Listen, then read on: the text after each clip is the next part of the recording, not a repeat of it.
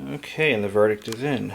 The Commodore Plus 4 works, but it has a stuck arrow key. This Commodore 64 does not function at all. This one functions, but it has a damaged key. So, I'm going to take these two, make one working unit, and I'm going to try to fix the Plus 4 arrow key. But I will show you how it works. We're going to put in this Jack Attack game, which, by the way, I did find the manual for. That goes right into the cartridge slot. Turn on the old plasma TV. I have this hooked up to a rather worn out Nintendo RF interface. It's worn out, but it does work. I'll just plug this all in.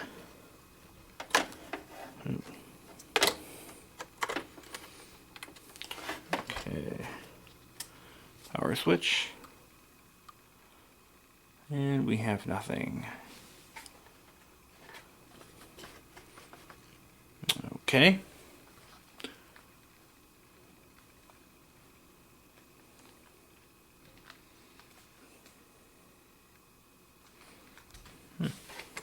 Oh, there it goes. Let me restart it so you can watch it boot up.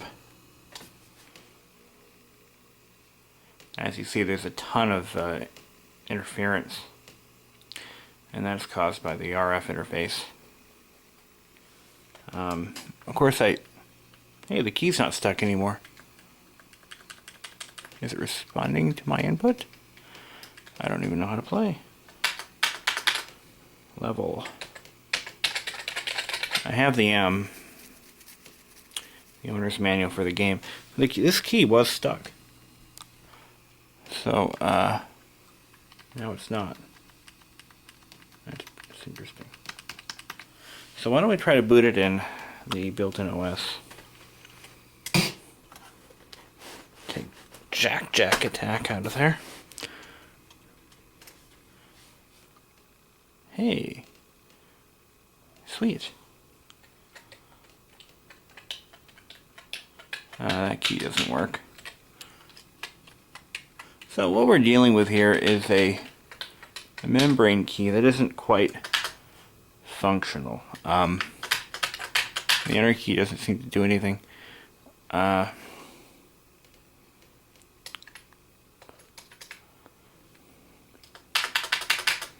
the backspace key works.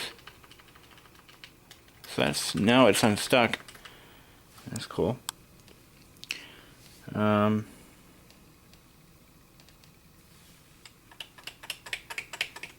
really sure how to use this machine, to be honest with you. I've never actually used a Commodore. So I guess I have, the first thing I've got to do is pull this keyboard apart, wash the keys, clean the membrane, and get all the keys to function correctly. And then I'll start playing around. In the meantime, I do have the Commodore floppy drive that I've got to test out, see if I can get that to work. It won't be this one, it'll be one of the other ones.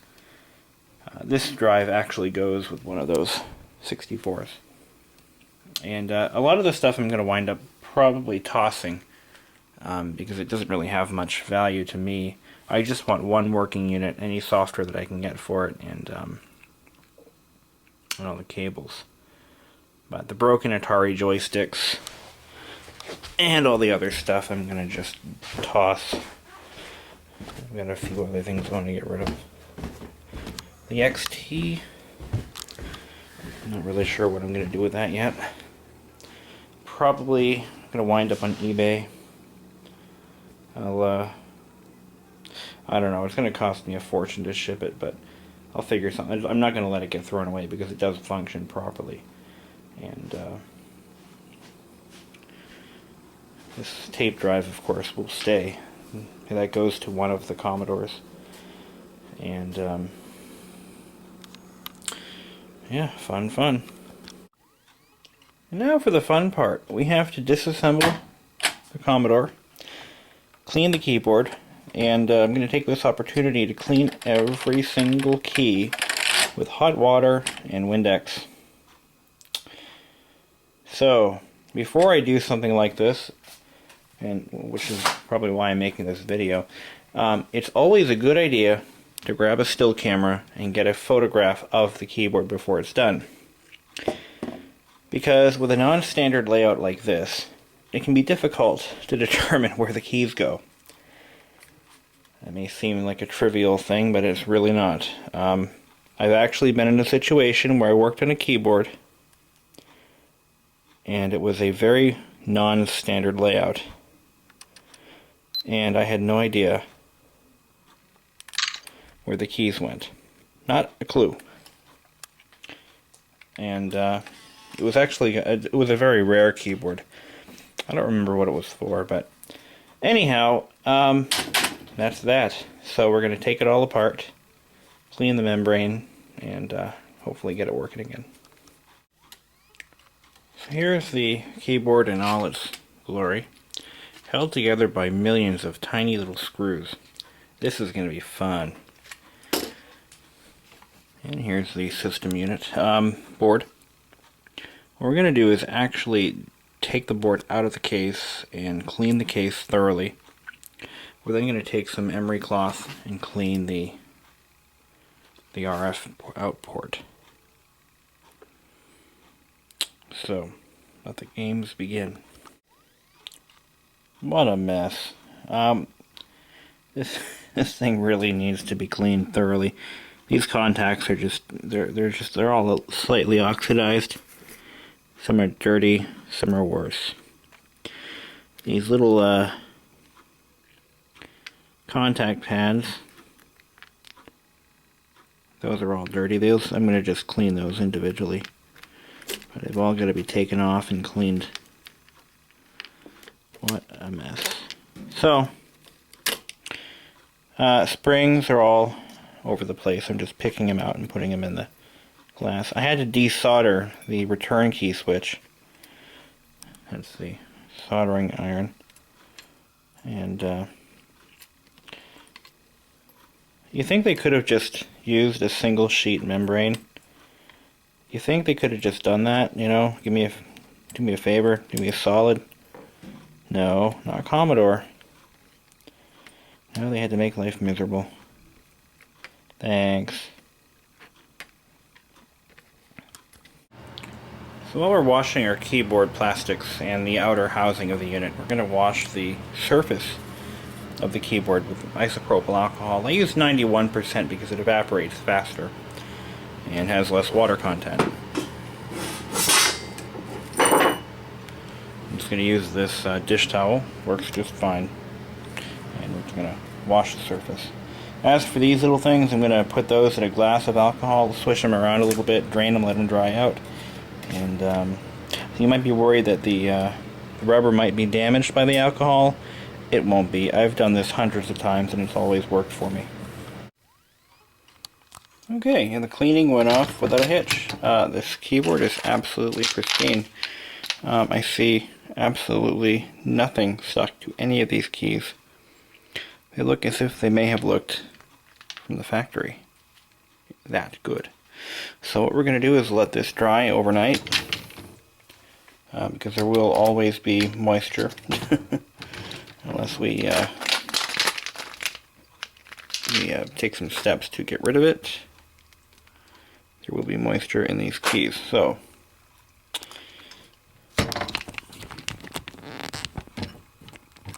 that's that. The exterior plastics look perfect.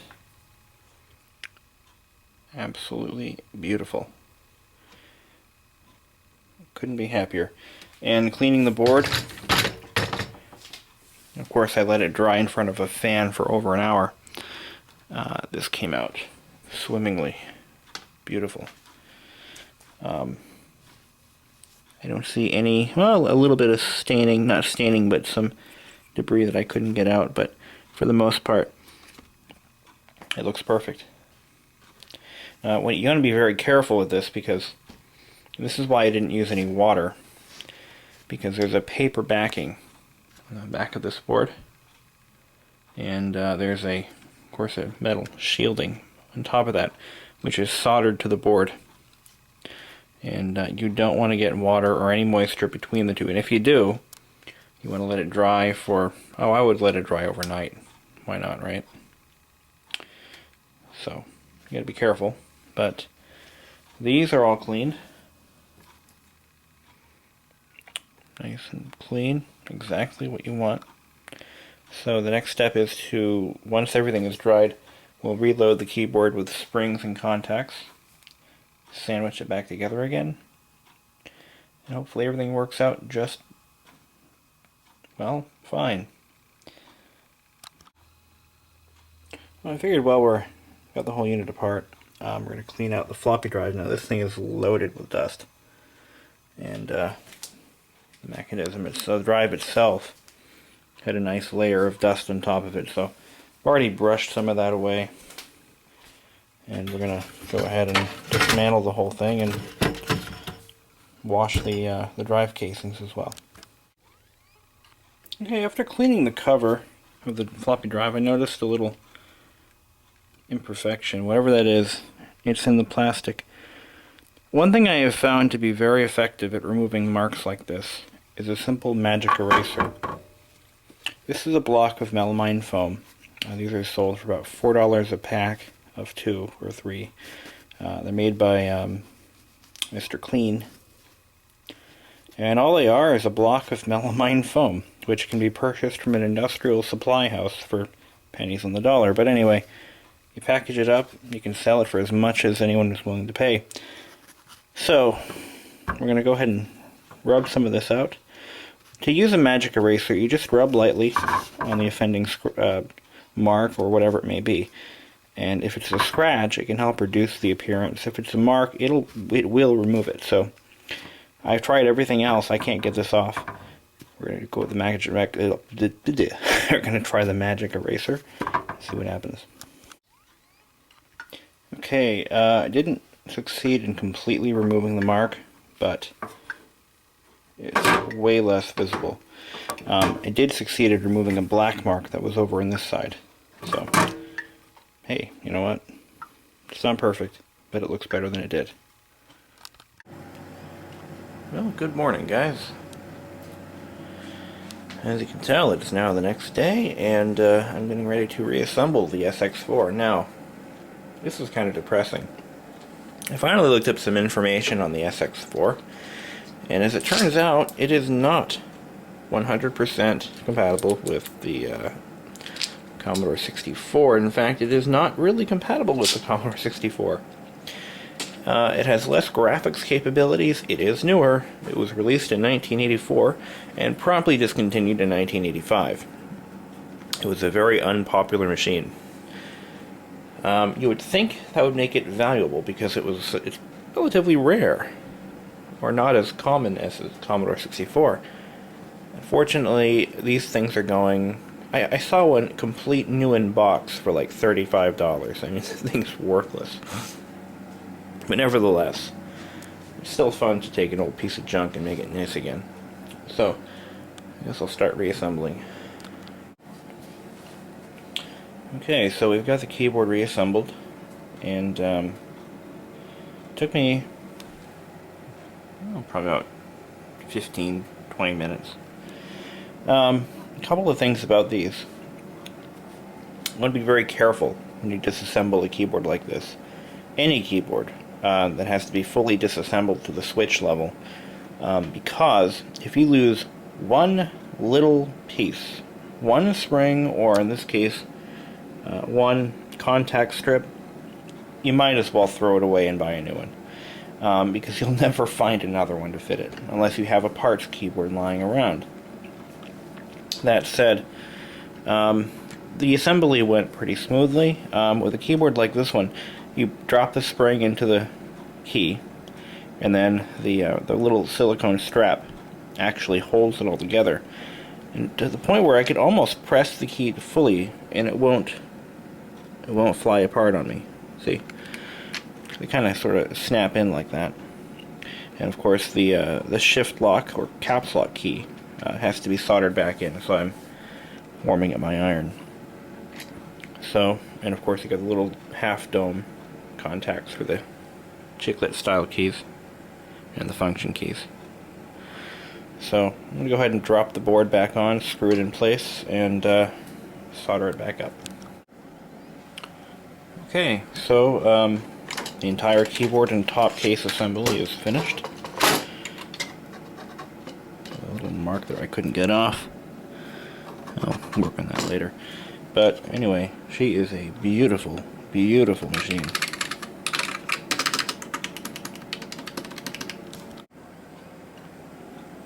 Okay, we have the lower case reassembled. And now to put the final unit back together. Oh no, what have I done? Yeah, back together. I was missing one screw, so I pulled one from my parts bin. That one. And what a nice looking example of a Commodore Plus 4. So now we gotta reassemble the floppy drive and I'll go upstairs and test it. Well, the good news is all the keys seem to work just fine. I'm just trying to figure out how to launch a program from a floppy. I've never really used a Commodore before, so I'm going to try this one here.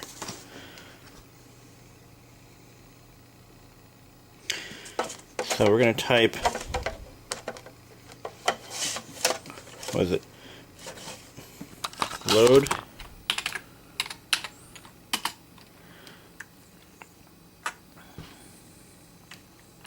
R, oh, alright, quote R star quote, comma 8.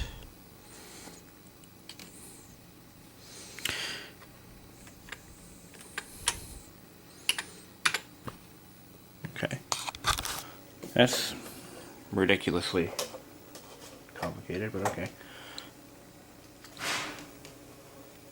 It's reading from the disk drive, loading, ready. What? Okay. Okay, so what I'm going to do now is show you some of the built-in applications that made the Commodore Plus 4 what it was, and which is partly why it flopped so poorly.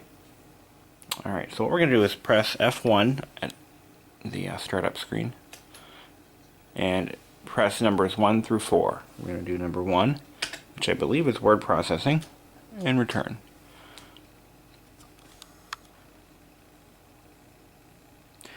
For those of you just joining us, the picture is horrible because of the Nintendo video adapter that I'm using. It's never worked right, and it's the only one I have, so no complaints about my TV sucking or I'm doing it wrong. I know. Okay? So let's go ahead and test all the keys. 1, 2, 3, 4, 5, 6, 7, 8, 9. 0, plus, minus, equal, clear. Okay, and insert, delete. Okay, that all seems to work just fine. QWERTY. Okay, I think we're good. I think we fixed the problem. Now let's try shift block. Yeah, works just fine. Okay.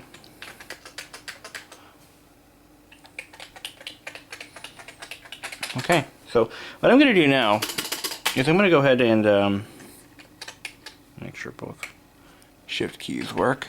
Good. I'm going to go ahead and focus my remaining efforts on the Commodore 64. So this may be the last time I pull out the Plus 4. But I'm going to focus some attention on the old Commodore 64 because that's what all this stuff is intended to be used with. So I think the Plus 4 is the one that my uncle bought afterwards. I know he mentioned he bought one of them from a coworker, and that might be this one. So so this is it for the Plus 4, and hopefully I'll learn a few things on the Commodore 64. I'm going to take both of these and disassemble them and build the best one out of the two. And That way I'll have one good functioning unit. These are actually two different generation units. One's older than the other. This one has a lighter gray keyboard. This one has a dark brown keyboard with yellowish keys. It could be discolored. Yeah, actually they are completely different machines. So whichever one wins will become the next Commodore 64 in my house. Alright, well, that's that. Enjoy.